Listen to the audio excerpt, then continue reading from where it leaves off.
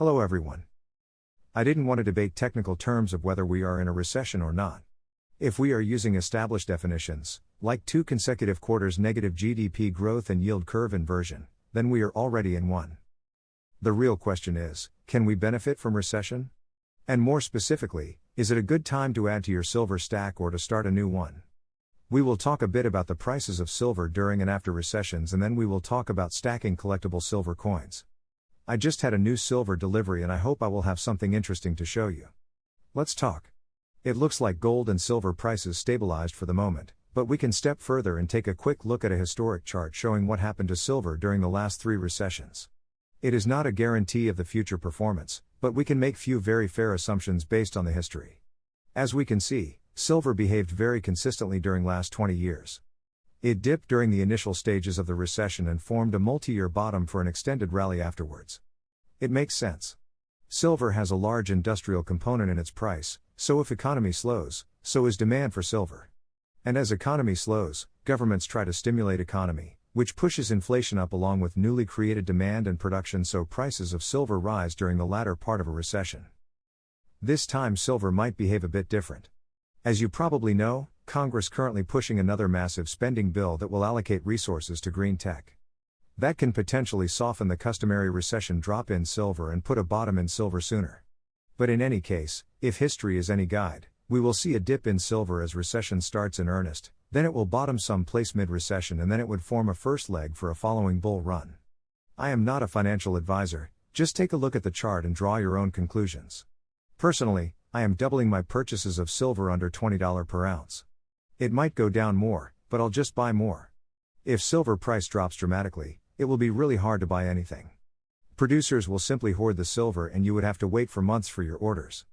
At least that's what happened before. I recently published a short video about silver stacking strategy during silver crash, and if you are curious how to stack silver in a declining market, you can take a look at this video here. Maybe it will be useful to you. I will have a link in a description below as well. Now let's talk about one of the ways to stack silver. Stacking collectible coins. In the last video on silver stacking, I mentioned this next silver delivery will be a little different.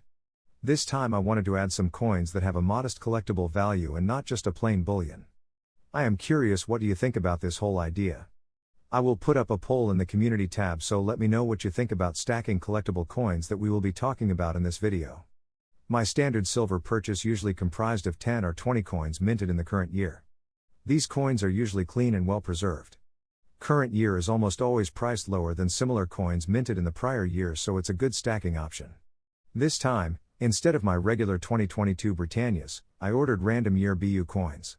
It costed me just over $1 more per coin compared to regular 2022, but I was curious. When you are buying a random year, you never know what you would get, and it's kind of fun. Silver Britannias actually come with a decent variety that might be of interest to some collectors.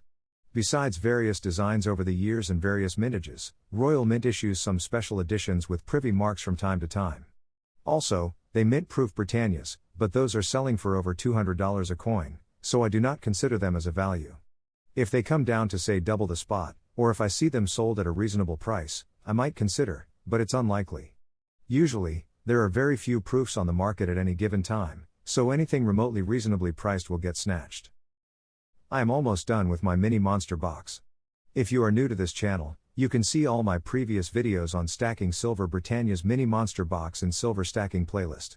Just for those new to stacking, monster box is a customary term used in the industry.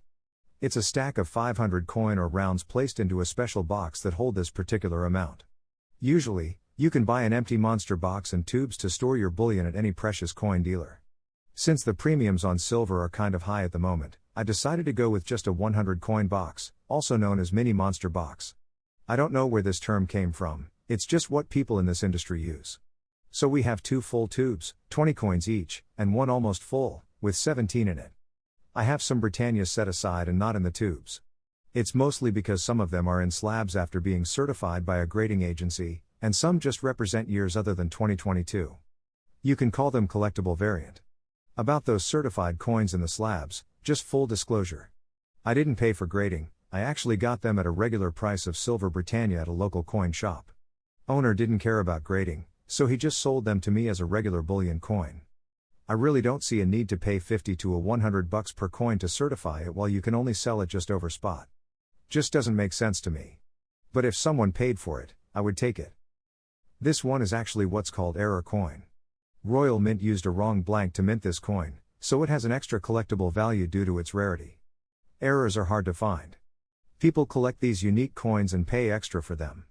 This 2014 sells for almost $40 as of the date of this recoding, double its melt value of silver. As time go by, this coin most likely will go up in value. New coins found with this error will be circulated and worn. This one is in a protective slab, so I am sure it will see a good premium down the line. I have couple of 2020 coins and one 2016 silver Britannias. Hopefully, I will get something new to add to the mix I have. Let's see.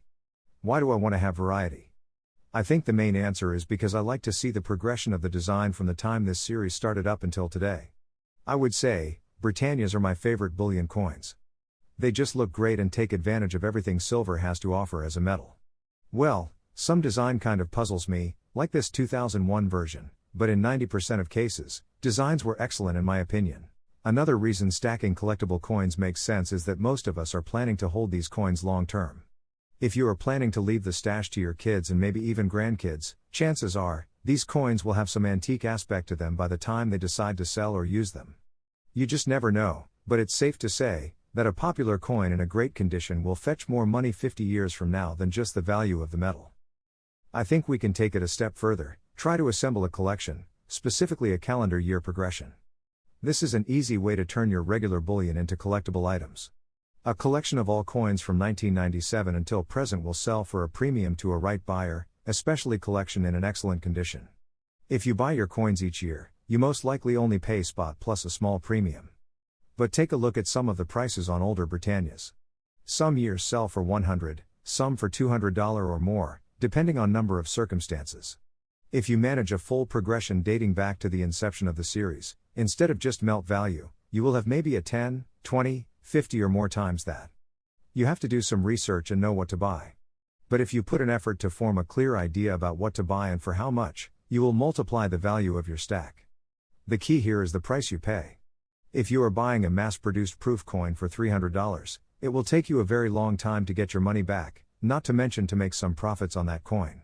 It's beautiful, but hardly practical. Collectible coins are a risky investment if you are new to this hobby, so do spend some time educating yourself before you decide to add this aspect to your stacking strategy. I stack 99% of my bullion in regular plain gold and silver coins and rounds. Coins are added to have some optionality in my case. The bulk of your stack should be generic stuff, given today's premiums. If you like something because of the design or some other consideration, it's a different story. But it's not stacking. I see stacking as savings. You don't want to have your savings account held in overpriced collectible banknotes, same with precious metals. These are my reasons for trying to acquire various years of these coins. I will be picking up missing years as I go from APMEX. With recession price drop, collectible coins might become a bargain, worth paying attention. Let's see what we have in the bag. Well, I am a bit disappointed. Just one none 2022 is hardly meeting the definition of random, I would say. Just one random and 9 2022s. And they charged extra $1 for each. I don't know. Doesn't sound like a good idea. If you have been in the same situation, let me know in comments. On a bright side, this coin is actually interesting. It's 2014 year of the horse lunar calendar Privy Mark Silver Britannia. You see here on the edge. Regular 2022 edge as reads, Privy 1 has a smooth edge with a small engraving of the horse. It's a keeper. Will motivate me to get more of the Privy Mark special edition coins. Here is another way to make stacking regular silver Britannias into collectibles. Just assemble a lunar calendar progression. This coin is in a great condition too. No scratches or damage I can see. If I decided to get more of these, they are not that expensive. $30 or $40. In summary, I would suggest using the upcoming recession cycle in silver prices to add to your portfolio. This is what I do, and this is what I recommend. I am not a financial advisor, it's just my personal opinion. Thank you for watching. Please like and subscribe if you would like to be notified about new episodes. Until next time.